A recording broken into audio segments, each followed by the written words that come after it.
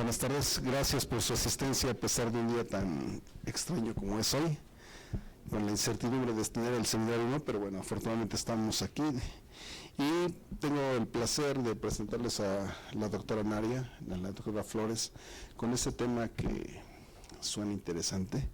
Y brevemente permítanme narrar un poco del currícula de la doctora Naria. Ella es doctora en Física de los Materiales, tiene maestría en Física y una licenciatura en Física y Matemáticas por la Escuela Superior de Física y Matemáticas de la IPN. Es docente en la SCOM, en el Departamento de Formación Básica. Se incorporó como docente investigador del posgrado de la CIMET y Común en abril del 22 y se reincorporó a la SCOM en mayo del mismo año. Asumió el cargo de jefa de Departamento de Investigación, rol que desempeñó hasta el 2023.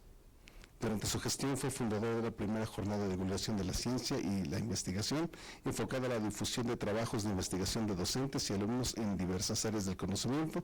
También la doctora Naria fue coordinadora de la segunda jornada de divulgación de la ciencia y de la investigación 2004. Actualmente cursa la carrera de Derecho en la UNAM. Doctora Naria, muchísimas gracias por atender a la invitación y bueno, somos tus oídos. Le agradezco su presencia. Muchísimas gracias. ¿Sí me escucha?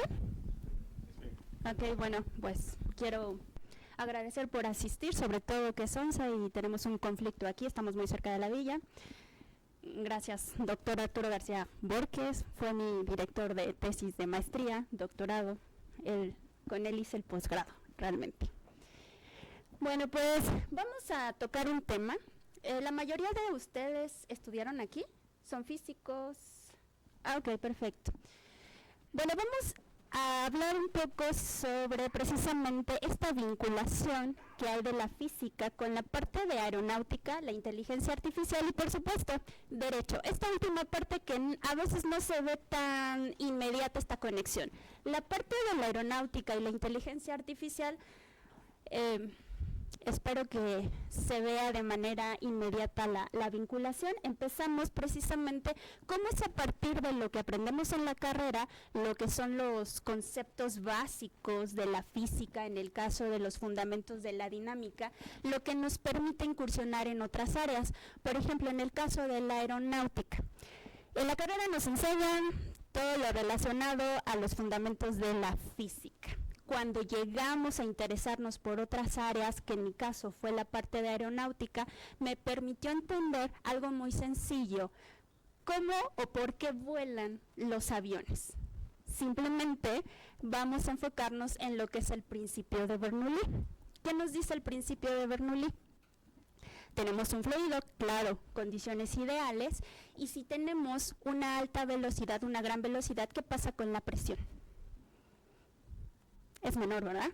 Bueno, pues este principio es el que nos permite explicar precisamente por qué se mantienen en vuelo los aviones. Hay 4 fuerzas.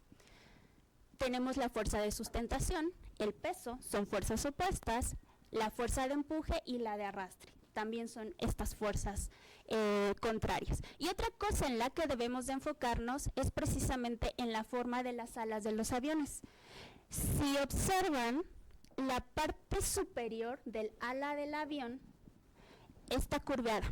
Eso es muy importante. Esta curvatura lo que ocasiona es que voy a tener mayor área. Al tener mayor área, las líneas de aire, ¿qué es lo que va a suceder? Bueno, pues aquí hay una alta velocidad, hay una menor presión y en la parte inferior del ala del avión voy a tener una fuerza de empuje que va a superar precisamente a esta. Lo va a empujar. Eso es lo que va a mantener a flote a la aeronave. ¿Y dónde más podemos encontrar el principio de Bernoulli? Al momento del despegue. Las alas del avión, cuando están de cara al aire, cuando va despegando, ¿qué es lo que produce? Hay una diferencia también de presión, lo que va a ocasionar que yo tenga ese empuje, que empuje esta partecita, es esta fuerza de empuje, que lo que va a lograr es que el avión pueda despegar. Y simplemente con entender un principio muy básico como el principio de Bernoulli podemos incursionar en el área de la aeronáutica.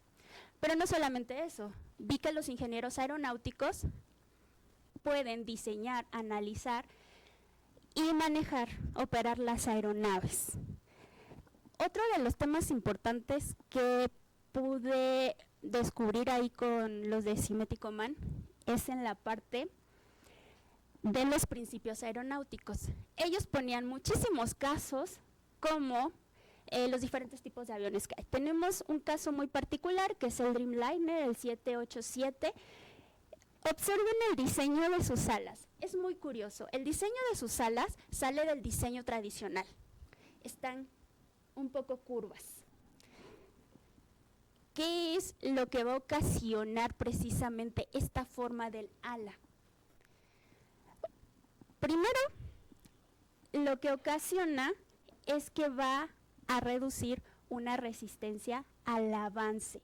¿Por qué pasa esto? Bueno, porque hay un fenómeno que ocurre en la punta de las alas de los aviones que se generan vórtices.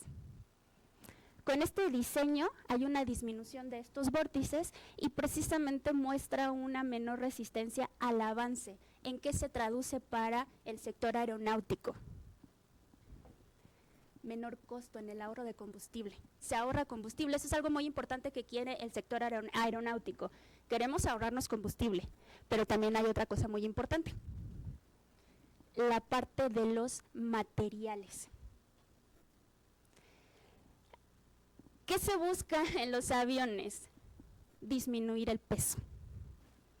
Y no solamente nos enfocamos en la pura aerodinámica de las alas del avión. Si mezclamos la parte de la selección de los materiales adecuados, bueno, también nos vamos a ahorrar muchísimo en el mantenimiento que se les da. Por ejemplo, usualmente lo que se usa en las aeronaves son materiales compuestos. Los materiales que les llaman composites. Es una mezcla de un polímero con fibras de carbono. Presentan una buena resistencia, tienen muchísimas propiedades.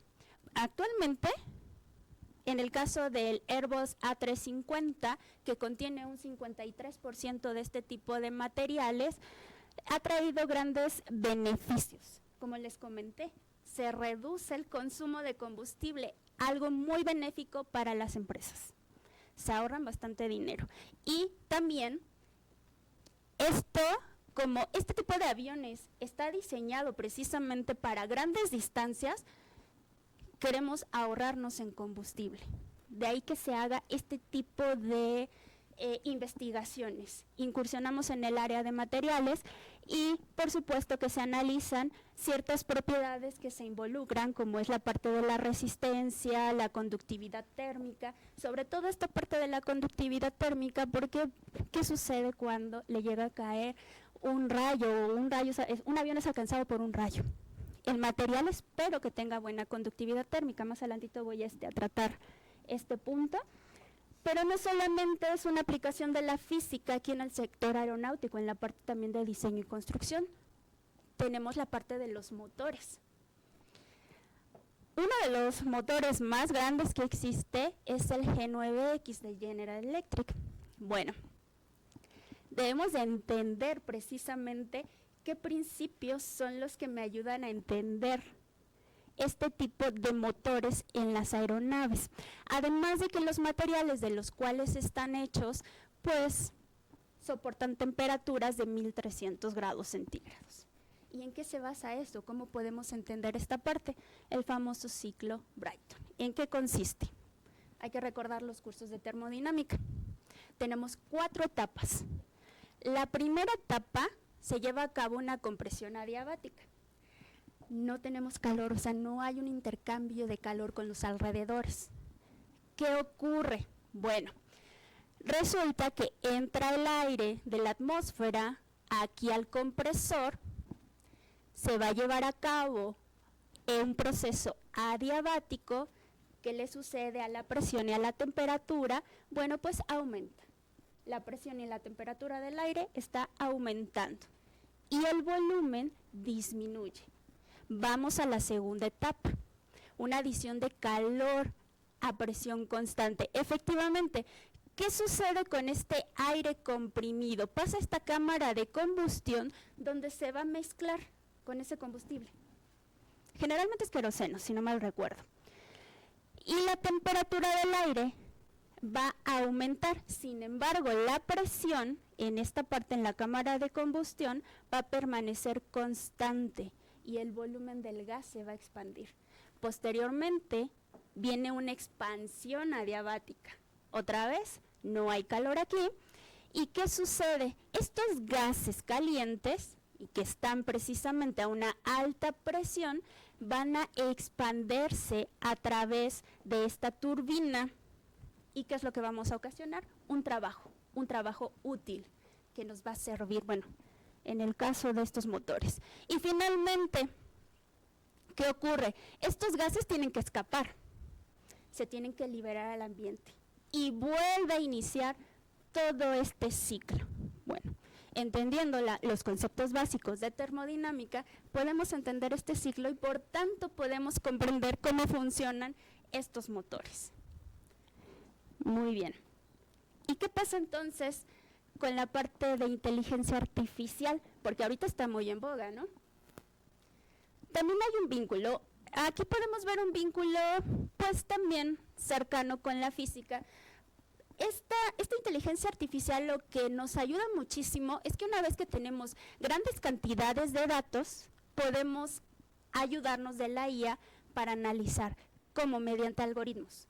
¿Han escuchado hablar del famoso Machine Learning?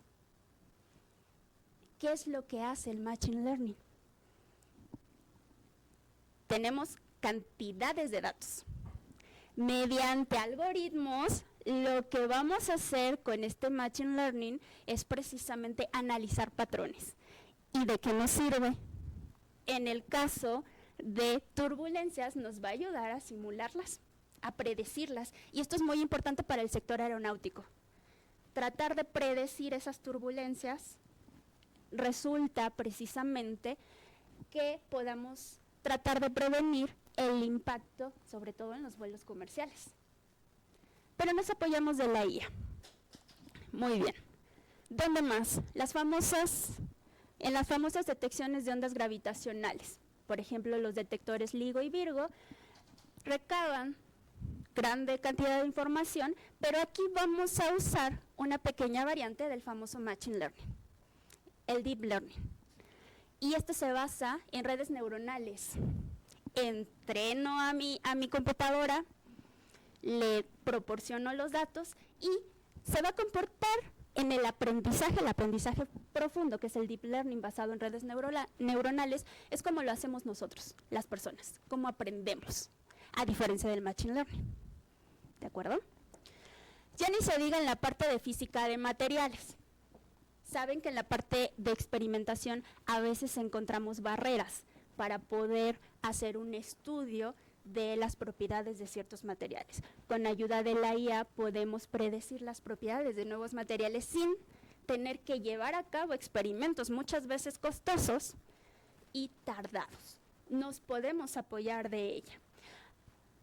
Por supuesto que todo esto, para poder interpretar todos esos resultados, necesitamos tener conocimientos básicos de física, de matemáticas y bueno, de varias áreas del conocimiento. Hace un par de años, más o menos en pandemia, se tuvo una colaboración con Escimet y Coman, precisamente en la parte de materiales. Lo que hacen en Escimet y Coman tienen el área de materiales, pero se dedican a hacer la caracterización a nivel macroscópica. En este caso, lo que se optó fue, primero, si vamos a usar materiales compuestos, los famosos composites que les mencioné, es una matriz, un polímero, se le adiciona fibras de carbono y mejoran las propiedades. Este polímero ayuda para darle la forma al material. ¿Pero qué se hizo en esta ocasión? Se usó nanoplaquetas de grafeno. Nos fuimos a escala nano. ¿Y qué nos interesaba en ese entonces estudiar?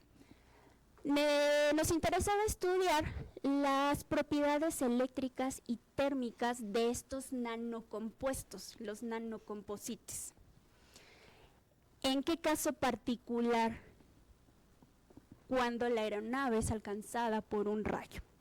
necesitamos materiales que distribuyan de la mejor manera esa energía. Necesitamos que esos materiales tengan una buena conductividad eléctrica. Y para ello utilizamos nanoplaquetas. Se hizo una investigación sobre el tipo de materiales que se utilizaban en la industria aeroespacial y bueno, efectivamente, hay casi el 50% de ellos son materiales compuestos, pero poco se había incursionado en el ámbito de nanomateriales. Se hizo una preparación de las nanoplaquetas, se colocaron en la resina, en la matriz, se obtuvieron algunas obleas a diferentes temperaturas, diferentes concentraciones, etcétera, y se obtuvieron estos resultados. Se hizo espectroscopia Raman, se analizaron, están los picos DG y 2D característicos de este grafeno y se le adicionó a diferentes concentraciones para estudiar esas propiedades. Hasta ahí yo creo que estamos muy familiarizadas y muy familiarizados con este tipo de vinculación entre física y cualquier otra área de las ciencias.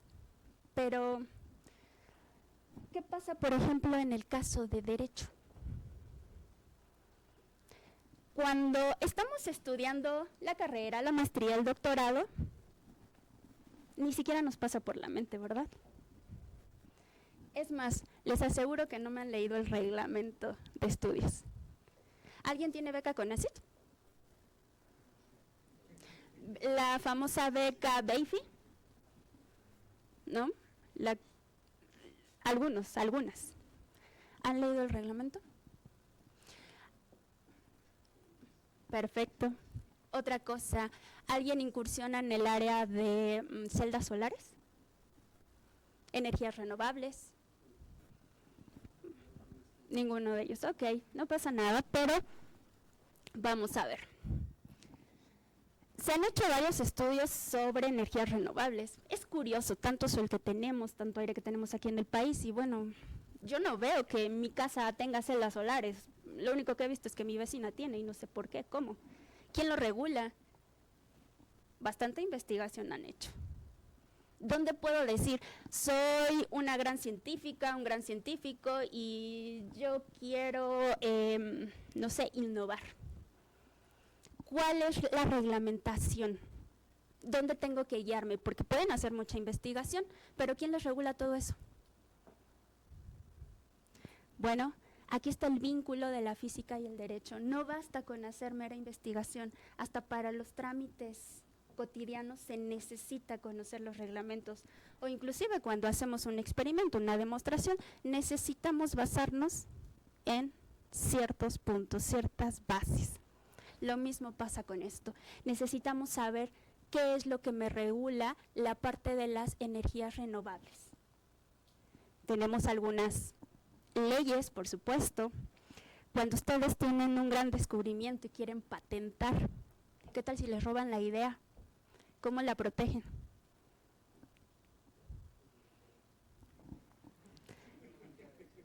Hay que ver la parte de la propiedad intelectual, ¿no? Porque ustedes ya tendrán sus grandes descubrimientos, pero ¿qué tal si su amigo o su amiga decide apropiarse de esa idea? Y luego se les adelanta. Eso es algo muy importante que debemos de tener en cuenta y que efectivamente no nos pasa a veces esa idea por la mente y nos concentramos muchísimo en demostraciones, teoremas, ¿cierto? Las partículas de alta energía y que la partícula de Dios está muy interesante, no lo niego, pero la realidad es otra. ¿Han escuchado hablar de el SNI? ¿Qué es eso? Efectivamente, el Sistema Nacional de Investigadores. ¿Es una beca o qué es el SNI? Porque les dan dinero hasta donde yo sé a los investigadores. Diría, por tanto, es una beca, tal vez, ¿no? Porque hay dinero. ¿Pero qué creen? Que no es una beca. De hecho, es un reconocimiento. Que se les dé cierta cantidad de estímulos económicos es otra cosa. pero no es una beca, para empezar. Ahora, si alguien de ustedes cuando termine la maestría, el doctorado, quiere pertenecer al SNI, ¿saben cómo se hace eso? ¿Sabe cómo se rige? Bueno, pues entonces hay que ir a revisar el reglamento del Sistema Nacional de Investigadores. ¿Y eso en dónde lo encontramos? ¿Dónde se publica? Pues en el Diario Oficial de la Federación. Ahí se aplica, ahí buscamos todo lo que tiene que ver con leyes. Las reformas que se han hecho, todo eso lo tenemos que buscar aquí. Porque si queremos pertenecer en un futuro al SNI, necesitamos saber cuáles son las reglas del juego. ¿Quién dicta esas reglas del juego? Y más aún, por aquí me dice que este reglamento está fundamentado en una ley. ¿Alguien entiende qué quiere decir que este reglamento esté fundamentado en esta Ley de Ciencia y Tecnología, en la Ley Orgánica del Consejo Nacional de Ciencia y Tecnología y su Estatuto Orgánico? Me habla de jerarquías, y también es muy importante entender cómo va esa jerarquía en las leyes. Así como nos enseñaron en los niveles básicos la jerarquía de operaciones, algo similar ocurre en la parte de la legislación. Bueno, ustedes son grandes físicos, hacen investigación y vamos a ver qué tanto les ha servido la física y las matemáticas en un caso real. Tenemos a un investigador, vamos a darle un seudónimo, Mr. SNI, nivel 1. Observen, es un caso real, nada más que hay que omitir nombres. Este investigador se encuentra trabajando en la Universidad Estatal del Valle de Ecatepec. Pero observen, es un doctor en Ciencia e Ingeniería de Materiales por la UNAM. Y su campo de investigación está en la preparación de óxidos metálicos, semiconductores en forma de películas delgadas, fotoluminiscencia, propiedades ópticas de semiconductores, etc. Y más aún, ha publicado alrededor de 100 artículos en revista de arbitraje a nivel internacional. Y espérense, cuenta con 800 citas. Y más aún, ha publicado 4 capítulos y 6 libros en editoriales internacionales, no cualquiera. ¿Qué me dirían con los conocimientos que tienen en las diversas áreas? ¿Qué me dirían con respecto al investigador Mr. SNI 1? Es buenísimo, ¿no? ¿No les gustaría trabajar con él? Bueno, pero tal vez aquí me falta compartirles más información. Ahorita está ahí en Ecatepec, tal vez porque le convenía económicamente. Sin embargo, estuvo trabajando en una universidad muy prestigiosa aquí en la Ciudad de México y también en un instituto de la Ciudad de México, para no decir nombres. Claro, sus razones tuvo que haber tenido para irse a Ecatepec. No se fue nada más porque sí, porque antes de eso estuvo en una universidad que todo el mundo conoce aquí, en un instituto que también lo conocemos. ¿De acuerdo? Las razones ya las sabrán más adelante. Ahora vamos a ver el caso real. Tenemos a Ricardito N. ¿Sí? Se doctoró precisamente hace 3 años y actualmente está trabajando en un instituto muy conocido aquí en la Ciudad de México, sin nombres, pero es un instituto. El gran sueño de Ricardito N es precisamente pertenecer al SNI. Y fortuitamente conoce a Mr. SNI 1. Claro, Mr. SNI 1 le dice, que también trabaja en el mismo instituto que Ricardito N, le dice que lo va a ayudar. Porque, bueno, sabe muy bien el trabajo que cuesta ingresar al SNI. Le dice, yo te voy a ayudar. Yo que soy SNI 1, estoy ya trabajando en un artículo, inclusive ya lo tengo hecho. Y te voy a anotar. Pero como quiero que tú ingreses al SNI, te voy a poner como autor de correspondencia. Tú vas a mandar el artículo para que sea publicado. Díganme, ¿quién es el plagiador? Con todos sus conocimientos. ¿Por qué?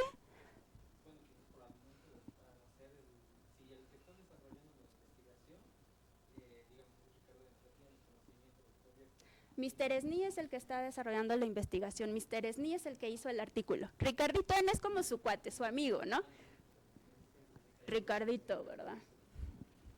Qué bárbaros. ¿Será? Son físicos. Usen ese razonamiento. ¿Qué les diría todo lo que han aprendido de la carrera a la maestría y si están en el doctorado? Ahí está la vinculación con lo que hemos aprendido en la carrera. Lo tienen, hagan el enlace. ¿Qué harían ustedes? Supongamos que ustedes son Ricardito N. ¿Mandan el artículo? ¿Lo mandan o no lo mandan? ¿Por qué? ¿Van a hacer SNI? Ah, no importa, pero es su cuate. Y entre cuates nos ayudamos, la verdad. Digo, si mi amigo tiene un inconveniente, pues tantos años de conocerlo en la licenciatura, ¿cómo no le voy a echar la mano? Digamos que cuando hay dinero de por medio se nos olvida la ética. No, perfecto. Nada más por ética. ¿Por qué otra razón? ¿Por qué? ¿Dónde está la sanción? Bueno, al momento de que se haga una investigación debe haber un arbitraje. También se debe de analizar el trabajo en el tiempo en el que estuvo una persona, si estuvo participando. Pero eso no lo revisan, de hecho nada más hay con una carta de responsiva, la firmamos y listo. Los árbitros no lo revisan.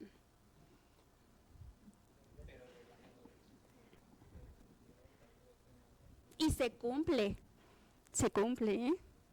¿Qué pasa aquí? Primero, cuando ustedes están haciendo un examen, le copian al compañero, digo, si es mi recurso, tengo beca con ACID, pues claro que quiero pasar, ¿no? Y le voy a copiar y mi amigo se va a dejar. Ah, ya no hay beca. A menos, bueno, si la escuela no lo reporta, porque a veces sucede eso, ¿eh? A veces nosotros no lo reportábamos. Sucede. Depende. Bueno, licenciatura, ¿no? Ya es su recurso. El profesor revisa los exámenes, está bien hecho. Nunca se percató. ¿Qué pueden hacer para descubrir quién le copió a quién? Bueno, para empezar necesitan revisar las referencias, ¿verdad? Ahora ya conocen Turnitin. Lo meteríamos en Turnitin. ¿No conocen Turnitin? Exactamente. Similitud. La similitud, ¿no? Entonces, si a mí me está diciendo el gran investigador, envíalo, foquito de alarma. ¿Por qué me va a notar? Es más, yo ni soy de su área. Empiezo a sospechar. ¿No es algo que ustedes tendrían que hacer o no es algo que nos enseñan en la carrera? ¿A cuestionarnos? Lo buscaríamos, ¿no? ¿Qué tanta similitud tiene con otros trabajos? Y también su expertise, porque curiosamente ese artículo que quiere que manden tiene que ver con irradiación de materiales.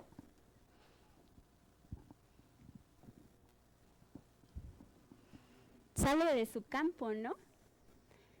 Y que él solito lo hizo, cuando saben, en la parte de la experimentación se lleva uno bastante tiempo. Hagan cuentas nada más aritmética.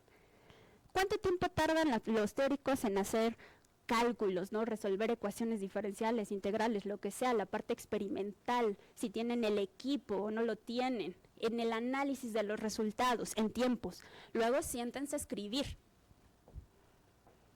un artículo. ¿Cuánto tiempo tardan en escribir un artículo? Claro, si es en su idioma, ¿verdad? Pero Mr. Esni tiene tantos artículos a nivel internacional. Estamos hablando del idioma inglés, que no es nuestro idioma materno.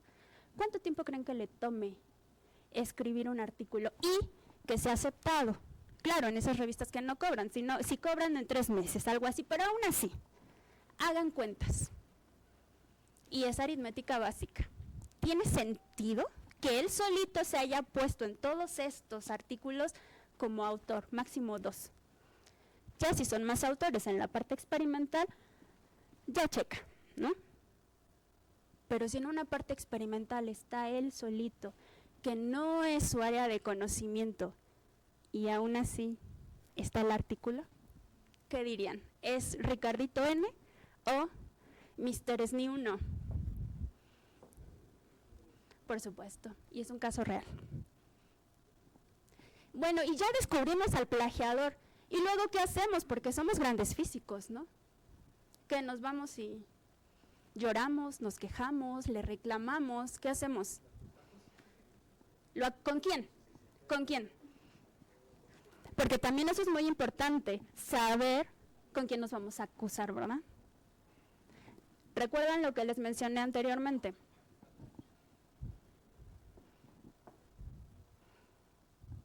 Tendríamos que empezar a revisar estas leyes. Pero curiosamente, revisan las leyes y no hay nada de plagio. No me habla de plagio.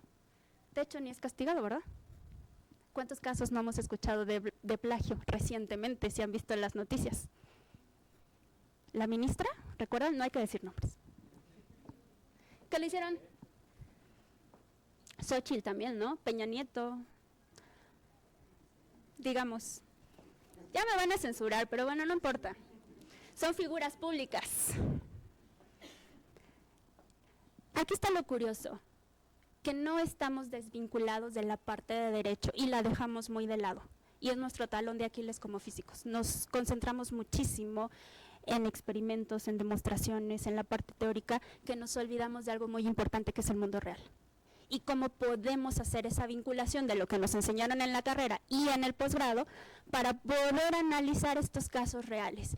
Saben investigar porque saben buscar artículos. Lo mismo es aquí, es ¿cómo investigo? ¿Dónde voy a buscar las leyes? Hay que saber dónde. Bueno, pues sí, resulta que el plagiador fue Mr. SNI 1 con su renombre. A veces también nos dejamos ir por lo apantallante que pueda ser el currículum de las personas, sin detenernos a cuestionarnos, y eso es lo que nos tiene que enseñar la carrera. Hay que cuestionarnos siempre, dudar, ¿sí o no? Bueno, otra parte también importante, interpretación jurídica. Por eso les preguntaba que si alguien tenía esta famosa beca, que ahora le llaman BEIFI. Bueno, vamos a analizar ahorita algunos artículos de esta beca. ¿Qué hacemos con la interpretación jurídica? Lo que se busca es precisamente desentrañar el sentido de la ley, el sentido del reglamento, cuál fue la intención de quien emitió esa ley, cuál fue la verdadera intención. Claro, aquí en las leyes no aplica lo que nos enseñaron en matemáticas. ¿Alguien recuerda el principio del buen orden? Estudiaron física aquí, ¿no? ¿Qué me dice el principio del buen orden? Ya se les olvidó. Bueno, tomen un conjunto de números. Obviamente es no vacío, ¿verdad? Debe existir un primer elemento. Ahí no hay más complejidad, no hay una confusión. Debe existir un primer elemento que es el más chiquito que todos los demás elementos. Vamos a pensar en el conjunto de los números naturales. Está el 1, ¿no?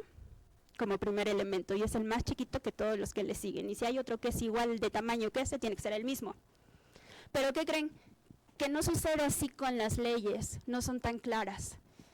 Y para poder precisamente desentrañar qué quiso decir el legislador a la hora de emitir esa ley, necesitamos utilizar o ver qué método de interpretación emplear en cada caso particular. Tenemos varios métodos, es el gramatical, tal como está en la ley. Tenemos el lógico, de hecho se usa muchísima lógica en las leyes. El histórico, porque también hay que ver en qué contexto, en qué tiempo se emitió esa ley. Tenemos el sistemático y los modernos, que ahora incluyen una interpretación del tipo moral, pragmática, prudencial, teórica y funcional. Pero no nos metemos en tanto detalle. Cuando ustedes han solicitado la beca BEIFI, ¿qué ha ocurrido? Que ustedes llenan un formatito, ¿no? El famoso formato BEIFI 01, si no mal recuerdo, en donde junto con su director de proyecto, qué sé yo, les dicen cuáles van a ser sus productos y cuáles van a ser sus actividades. Pero ¿qué pasa si no cumplen? ¿Qué les hacen? ¿O qué les dicen que les van a hacer? ¿Les van a quitar la beca?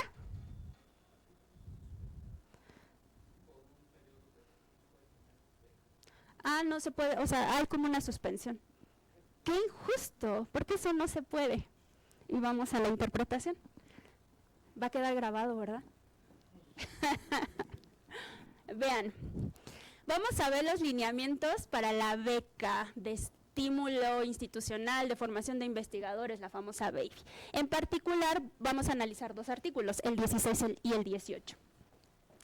El artículo 16, con su fracción cuarta, dice que corresponde a los directores de proyecto de investigación asignar actividades y definir productos individuales de investigación a los alumnos que participen en su proyecto, de acuerdo con lo establecido en su proyecto CIP.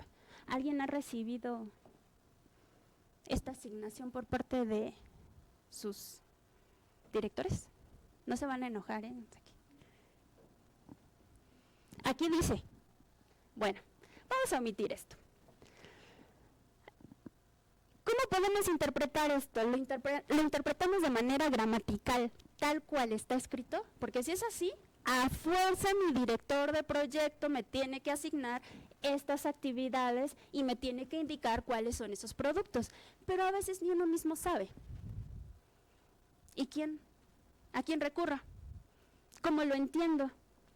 Y otra cosa, me dice que es de acuerdo con lo establecido en su proyecto CIP, pero resulta curioso, cuando estuve en la jefatura que llevaba el proceso BEIFI, los alumnos me llegaban con constancias donde me comprobaban todos sus productos. A lo mejor hacía su director de proyecto, hacía investigación en el área de inteligencia artificial. Pero de repente este alumno fue a un congreso de materiales y me llegaba con su constancia. ¿Se la acepto o se la rechazo? Porque aquí me dice, de acuerdo con lo establecido en su proyecto CIP. Revisaba el proyecto CIP del investigador, nada que ver. ¿Qué hago entonces? Digo, yo soy egresada de aquí de física, ¿no? ¿Cómo tomo la decisión? Porque yo puedo entender que el director de proyecto de investigación asignará actividades y productos a sus alumnos aun cuando no tengan relación con su proyecto CIP. Yo lo puedo interpretar así. ¿Qué harían ustedes? ¿Se lo aceptan o no? Son investigadores, recuerden. ¿Sí? ¿Y entonces para qué está este artículo? Ni le hacemos caso. Imagínense que aquí en la escuela no se los aceptan porque no empatan. ¿Se quedan calladas y callados o reclaman? Reclamen. Por supuesto que se los tienen que aceptar. No pasa nada si no son compatibles. Al fin de cuentas, los están formando como investigadores y así como les planteé desde el inicio esa vinculación que hay física, aeronáutica, inteligencia artificial y derecho, ¿por qué no argumentar que aunque aparentemente mi constancia diga materiales, pero yo estoy aquí haciendo IA, por supuesto que tienen una conexión? De que se los aceptan, ¿qué tienen que hacer? Argumentar. Es como demostrar el teorema fulanito de tal. Supongamos que, entonces sucede esto. Así trabajan las leyes. Vamos a ver el otro artículo. Observen. Los alumnos de nuevo ingreso a esta beca deberán comprometerse por escrito. Esto sí parece grave, ¿no? Y luego les hablan de un formatito, BEIFI 01. ¿A qué se deben comprometer? A cumplir con las actividades de investigación. Y como les dije al inicio, si no cumplen, bueno, ¿qué hacíamos cuando empezábamos a estudiar la carrera? Nos hablaban de teoremas, de axiomas, de lemas. Al inicio de la carrera, ¿sabían que era un lema? ¿Sabían que era un axioma? ¿Qué hacíamos? Íbamos a buscar al diccionario, ¿no? Le preguntábamos al compañero, le preguntábamos al maestro qué es un lema, qué es un axioma. Tenemos que entender las palabras. Lo mismo sucede en leyes. Necesito entender ese significado. Ahora, también hay que ver nuestro marco de referencia. Eso es muy importante. Bajo el punto de vista de quién le estoy dando el significado, como la parte de velocidad, ¿no? Sabemos que la velocidad desde un punto de vista de la física es un vector. Pero en nuestra vida cotidiana hablamos de que no, que creen que yo agarré el automóvil de mi papá y me fui a Cuernavaca, iba a una velocidad de 120 kilómetros por hora. Lo que me está dando es la rapidez, no la velocidad. Pero hay que establecer ese marco de referencia. Lo mismo ocurre aquí. Necesito entender qué significan estas palabras, qué se entiende por deber y, por supuesto, el significado de comprometerse. Para la parte la parte jurídica, hay precisamente una diferencia muy, muy clara entre lo que es el deber y la obligación, porque a veces nosotros entendemos el deber como obligación y eso es totalmente diferente desde el punto de vista jurídico. En lo cotidiano, en otro ámbito, sí podemos utilizar estos dos como sinónimos, no así en la parte jurídica. ¿Cuál es la diferencia? Aunque ambos llevan la voluntad, tanto el deber es una acción voluntaria y lo mismo ocurre con la obligación, la diferencia radica en el famoso vínculo jurídico. Cuando yo tengo un vínculo jurídico, quedo con derechos y obligaciones. En el caso de la beca, lo vamos a entender como un deber, no como una obligación. No están obligados ni obligadas jurídicamente a responder ese artículo. Si no cumplen con esos proyectos de investigación, con sus productos, no los deben de sancionar, porque no está marcado en el reglamento ni en otra ley. Y eso es lo que debemos de entender, porque a veces nos quedamos totalmente sin saber a quién recurrir no, es que como no cumplí ya no me van a dar beca. De verdad, es una afectación económica que tenemos. Yo no sé si ustedes están en una posición económica holgada que dicen no necesito la beca, pero es un derecho que se les está otorgando, por eso es muy importante entenderlo. De aquí que precisamente los alumnos no estén obligados, en términos por supuesto de un carácter patrimonial, a cumplir con esos requisitos. Bien, la parte de comprometerse, porque también les habla de comprometerse. Lo mismo, la RAE hace referencia a la obligación. Volvemos a hacer un análisis, un razonamiento similar y la intención que ustedes tienen no versa sobre ese vínculo jurídico. Sacamos una conclusión, los alumnos sí deben, ¿de qué manera? De manera voluntaria cumplir con lo establecido por escrito en ese BEIFI 01, porque hasta lo firman, ¿no? Ya lo firmaron, quedan comprometidos. Y aún así, aunque hayan firmado ese formatito, no pasa nada. ¿Por qué? Porque ese formato no es, ¿qué cosa? Un contrato. Y mientras no sea un contrato, no se obligan jurídicamente, que es la principal fuente de las obligaciones, los contratos. Y ese formato, BEIFI 01, no lo es. Es tan importante que entiendan todos estos conceptos y sé que lo pueden hacer porque usan ese razonamiento que nos enseñaron en la escuela. Y bueno, pues así tenemos infinidad de casos reales en los que podemos hacer este vínculo. Y bueno, traigo muchísimos más. Me pasaría aquí horas y horas explicándolo. Podemos utilizar la parte de la física para un caso de robos. Puedo utilizarlo para la cuestión laboral. Ustedes van a trabajar algún día. ¿Saben qué ley va a regir su contrato? Van a ser trabajadores de confianza, trabajadores por tiempo determinado, indeterminado, cuánto van a ganar, primas vacacionales, los impuestos. Son muchísimas cosas y podemos ser los grandes estudiantes, pero no se nos debe de olvidar que esto es el mundo real. Tenemos que aprender a utilizar lo que nos enseñan aquí en la escuela para resolver estos casos. ¿Alguna duda, pregunta?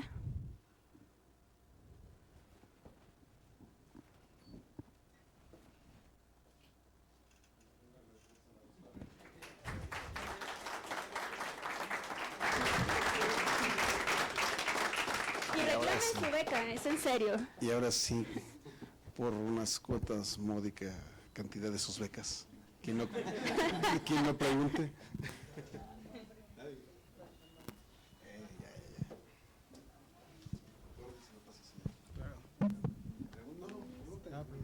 Okay. Hola. Hola. Y gracias por la plática. Nada más me quedó una pequeña duda porque si ya llegaste hasta el doctorado en esta área, ¿qué te llevó a querer estudiar también Derecho? Por nuestro talón de alquiles, que es precisamente cuando hacemos algún trámite. No sabemos luego ni cómo está la estructura interna de nuestra escuela, ya ni digamos del instituto. Conocemos la estructura interna de aquí de la Escuela Superior de Física y Matemáticas, los diferentes departamentos, ya leímos el reglamento de estudios, ¿a qué estamos obligados como estudiantes? ¿Cuáles son nuestras obligaciones y cuáles son nuestros derechos? Están muy marcaditos. Luego, en licenciatura es común que los jóvenes hagan sus travesuras, que si toman, andan haciendo cosas, ¿no? Se sienten intocables. Y luego, si se toma la decisión, en consenso por supuesto, de suspenderlos un ratito, dicen, ¿pero por qué? Es que, ¿qué crees? Que fíjate que en el artículo fulanito de tal, aquí dice que si tú cometes esta acción, entonces esta es la consecuencia. Es muy importante saber, conocer, y la vida real fue la que me enseñó de mala manera que tenía que conocer de leyes. ¿Con quién me voy a quejar? ¿Cómo sé que están cometiendo una injusticia? ¿Cuál es la jerarquía en esta institución? Porque yo le puedo decir ahorita mismo, ¿sabe qué? Cállese, no tiene derecho a hablar. Y se quedará calladito. ¿Pero qué cree? Que no. Están los derechos fundamentales. Y hay que conocerlos. Y hay que saber en dónde están estipulados. En nuestra Carta Magna, artículo 1. ¿De acuerdo? Okay. Gracias.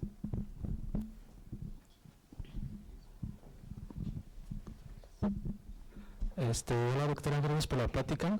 Lo que me preguntaba es si sabe tal vez de algún país que ya esté empezando a regularizar el uso de las inteligencias artificiales, ¿no? Para, por ejemplo, evitar el mal uso de ello, como suplantación de identidad, noticias falsas, o en caso de que no, ¿para cuándo usted cree que ya se comience a hacer este tipo de leyes? Que sepa de algún país, lo desconozco. Aquí en México aún se está gestando la idea, sí es muy difícil regular esta parte del uso de las inteligencias artificiales, no está en nuestra legislación, es cierto. Es un proceso para poder legislar para la parte de la IA. ¿En cuánto tiempo? Sería muy osado de mi parte decirle en 1 año, en 2 años. Hay factores que salen de nuestras manos, no me atrevería a darle un tiempo. ¿Se empieza a gestar la idea? Sí, por todos estos casos que hemos visto en las noticias, pero de ahí en fuera no me atrevo a darle un tiempo. Gracias. Buenas tardes, muchas gracias por la plática. A mí me quedó la duda respecto a lo que comentaba de las celdas solares. No sé si entendí mal, pero entonces, ¿es ilegal que yo ponga celdas solares en mi casa? ¿Y la CFE qué? ¿Está pintada o qué? No sé. ¿Cómo crees? Si usted pone celdas solares es como, a ver, aquí en el instituto, usted puede dar clase y cobrar. Bueno, porque al fin de cuentas sabe física, ¿no? Así sin saber de leyes, ¿qué me diría? Pues conozco varios, Pero lo hacen por debajo del agua. Sí, claro. ¿Por qué lo harán por debajo del agua si no fuera algo ilegal? Pues rápido, aquí pongo mi puesto, ¿no? De hecho, están mis anuncios. Algo similar ocurre con las celdas solares. Los puedo poner, por supuesto, debajo del agua, ¿no? Sin que se enteren. Pero para que lo pueda hacer bien, y es más, si me cae CFE, ¿qué hago? Sí, ¿qué pedo? Si me descubren, ¿qué hago? Multas, ¿no? Tiene que estar reglamentado. Si lo puedo poner, debe estar en la reglamentación. El uso consciente de esas energías, porque si empiezo a poner celdas solares, porque digo, bueno, pues está permitido, ¿usted cree que no haya una afectación económica en nuestro país? Porque eso también trae afectaciones económicas. No es tan sencillo de decir pongo mis energías renovables y se acabó, ¿no? Ya no consumo la típica energía eléctrica que usamos diariamente. Hay una afectación económica, así que sí, no está permitido. Me queda la duda también porque entonces, ¿qué pasa con los calentadores solares? También al fin y al cabo estamos generando energía, ¿no? Generando, lo estamos usando, ¿no? No. Pero Okay. seguimos utilizando el gas para nuestra comida, ¿no? Bueno, si tenemos el gas o una parrilla eléctrica, ahí es como si pusiera mi agua a calentar bajo los rayos del sol. Okay. No hay alguna afectación. Okay. En este caso al patrimonio del Estado, porque ahí viene el problema. Cuando hay una afectación al Estado, sí hay problema, pero pues solo estoy calentando mi agua con los rayos del sol, agarro mi cubeta y lo pongo, no me van a venir a sancionar. Okay. Sí, gracias. Buenas tardes, doctora. Buenas tardes. Muchas gracias por la plática. La verdad sí me llamó mucho la atención cómo relacionar así el asunto de la física con el asunto del derecho.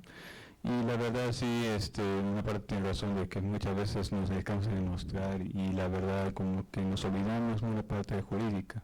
Y la verdad creo que en otras ocasiones nos sucede cuando leemos contratos que podemos reclamar y que no. Pero para la parte que nos dedicamos en la investigación y no sabemos mucho de eso de derecho, ¿usted puede recomendar algo como libros o no sé, conferencias o algo así que nos ayude de alguna manera a comprender estos conceptos que se pueden aplicar en la parte jurídica para que en un futuro no nos vayamos a sorprender el tiempo de las culatas? Si existe algo que pueda ayudarnos. Sí, hay libros como en todo, ¿no? ¿O qué recomendarías? Nada más. Empezamos con conceptos básicos, así como cuando empezamos a estudiar la carrera, esos conceptos básicos que nos enseñaban y a partir de ahí ya podíamos leer libros de mecánica cuántica, pero antes necesitamos mecánica clásica. Bueno, algo similar ocurre con el derecho. Lo importante aquí, una parte fundamental, es el punto de entender lo que es un acto jurídico. ¿Qué es un acto jurídico? Lo puedo encontrar, bueno, sí, hay libros muy especialistas en derecho, densos, pero yo le recomiendo que siga, por ejemplo, hay clases que imparte en redes sociales un abogado que explica muy sencillo, Miguel Carbonell, si no mal recuerdo.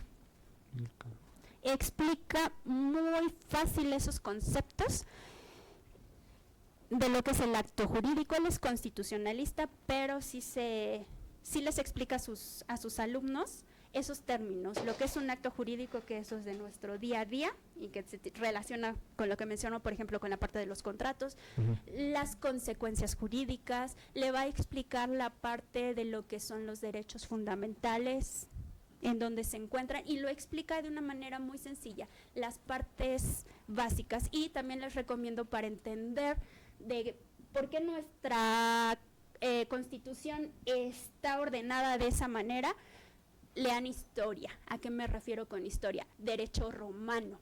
Es muy importante porque nuestro sistema jurídico es un sistema neorromanista.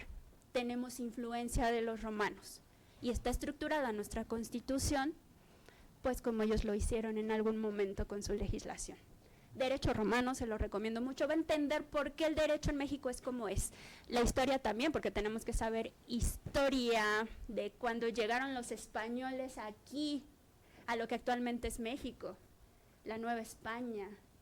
Tenemos que saber si los pueblos originarios, estamos hablando de los mayas, los aztecas, tenían alguna legislación o cómo se regían, cómo sancionaban a los delitos. Es muy importante que lo puedan enlazar. Entonces, derecho romano, historia del derecho, se los recomiendo, que es la parte fundamental para ir entendiendo cómo se va desarrollando nuestra legislación.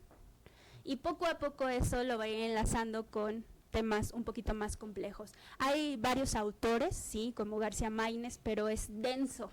Necesitamos entender filosofía del derecho también. Necesitamos leer a Kant, porque de hecho hay una pirámide famosa de Kelsen que me dice cómo se estructuran las leyes, cuál es el que está en la cúspide en nuestra Constitución, y a la par son los derechos humanos. Y después empiezo a ver qué otras leyes, qué otros reglamentos se pueden aplicar, porque muchas veces decimos, es que por usos y costumbres hay que hacer eso, y no es cierto, calmados. Nuestra Constitución máxima, o sea, es el reglamento máximo, y si los usos y costumbres están violentando lo que me dice la Carta Magna, con la pena no se aplican derechos y costumbres. Por arriba, en esa cúspide, está la Constitución, pero debemos de entenderlo también cómo es que se fue dando. Filosofía del derecho, tienen que leer a Thomas Hobbes, tienen que leer a Maquiavelo, tienen que leer a Leibniz. ¿Han escuchado de Leibniz? Son densos, pero nos van a ayudar a entender cada una de estas partes, pero al menos empiezan por qué cosa es un acto jurídico, cuáles son sus derechos fundamentales, cuáles son los atributos de la personalidad, porque cuando llenamos un formatito, estado civil, soltero, casado, divorciado, viudo, solamente hay 2 estados, soltero o casado, no más. Pero hay que entender las bases, como lo hacemos en física, la primera ley de Newton, segunda ley de Newton, principio de Bernoulli, y ya una vez que entendemos eso, lo trasladamos a lo que vi al inicio, ¿no? El ciclo de Brighton o por qué vuela un avión. Una vez entendiendo lo básico, puedo entender algo más complejo. Por ahí empieza. O sea, sí, como técnicamente es una aplicación analógica de eso. Sí, de hecho se usa, como le mencioné, la lógica para... Lógica. Sí, porque se utiliza mucho la argumentación, porque también llevamos oratoria, ¿no? Cuando estamos en un debate, ¿o no? Ustedes no tienen pláticas sobre partículas de alta energía o sobre, no sé, el teorema de Fermat, y hacen ahí sus mesas de debate y argumentan.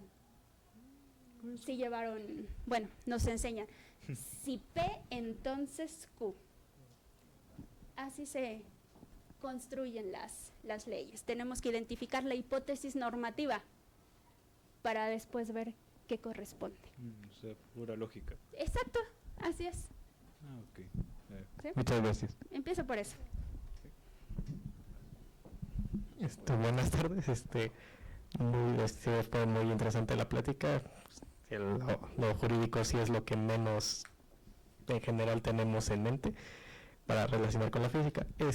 Mi pregunta es si se podría decirnos cómo han ido evolucionando las leyes, por así decirlo, con todo este boom que han tenido las inteligencias artificiales, el aprendiendo machine y todo eso.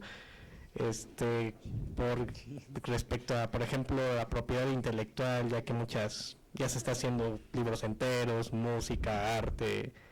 Con inteligencia artificial hay un debate muy serio de a quién se le atribuye esa obra, si al que le dio la orden a la inteligencia artificial, a los que proporcionan la inteligencia artificial, a la propia inteligencia artificial. Por ejemplo, ahí cómo está el asunto. Bueno, para legislar sobre ese punto todavía falta bastante, pero vamos a ver a quién le atribuimos la autoría de estos libros hechos por inteligencia artificial. Primero debemos de entender el término persona, porque las leyes se aplican a las personas. Y cuando hablamos de personas, tenemos 2. La persona física, ustedes, y la otra que coloquialmente le llamamos la persona moral, ¿no? Las empresas. Y sobre esas personas es donde aplicamos las leyes, cuáles son esos derechos y esas obligaciones. Y para poder saber a quién le atribuimos la autoría de esos libros hechos por inteligencia artificial, tenemos que establecer en ese marco de IA quién o qué va a ser una persona. Incluimos una tercera persona, ya no la física y la moral, sino una tercera, y qué reglas van a regir a esa persona para poder ahora sí atribuirle la autoría o no. Por eso todavía está en discusión. Es difícil porque hay que definirlo muy bien. No podemos, ahorita estamos así, ¿no? Sí. Si no hay una definición como tal, no podemos hacer tal cosa, pero se aplica a personas y hay que definirlo antes. Ok, muchas gracias.